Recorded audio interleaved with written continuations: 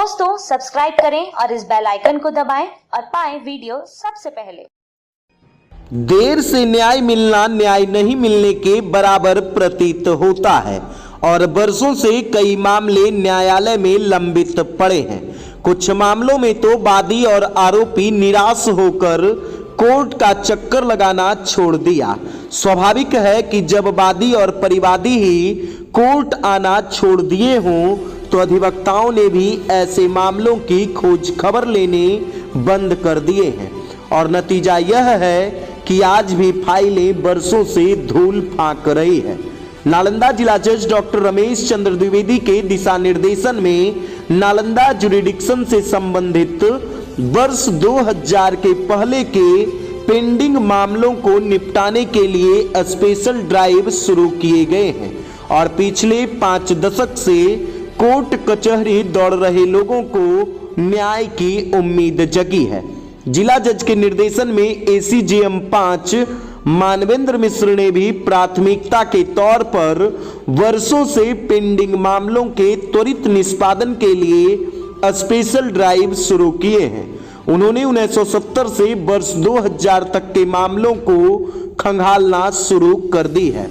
आपको बताते चले कि जज मानवेंद्र मिश्र के द्वारा आधा दर्जन से अधिक मामलों की सूची नालंदा एसपी को भेजी गई है, जो 2-3 दशक से चार्जशीट या फिर फाइनल रिपोर्ट के कारण लंबित पड़ा है। एसपी को निर्देश दिया गया है कि वह संबंधित थानाध्यक्ष और अनुसंधानकर्ता को निर्देश दें कि जल्द से जल्द अंतिम प्रपत्र को कोर्ट में समर्पित करें। ऐसा नहीं करने पर संबंधित पदाधिकारियों के विरुद्ध विधि सम्मत कार्रवाई करने एवं न्याय हित में अन्य आदेश पारित करने की चेतावनी भी दी गई है।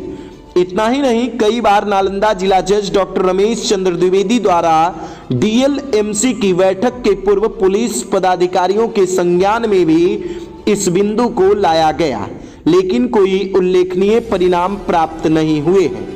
इतना ही नहीं, लगभग 22-23 वर्षों से अंतिम प्रपत्र के इंतजार में लंबित मामलों को लेकर पूर्व के न्यायिक पदाधिकारियों के द्वारा एसपी को जानकारी दी गई है।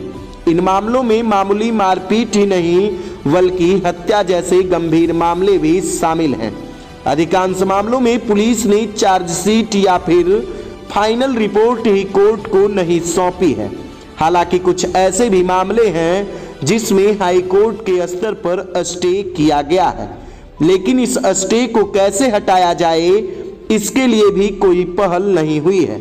लेकिन नालंदा जिला जज डॉक्टर रमेश चंद्र द्विवेदी की यह पहल रंग ला रही है और पुरानी फाइलें खुलने से दशकों से कोर्ट दौड़ रहे लोगों को न्याय की उम्मीद जगी है।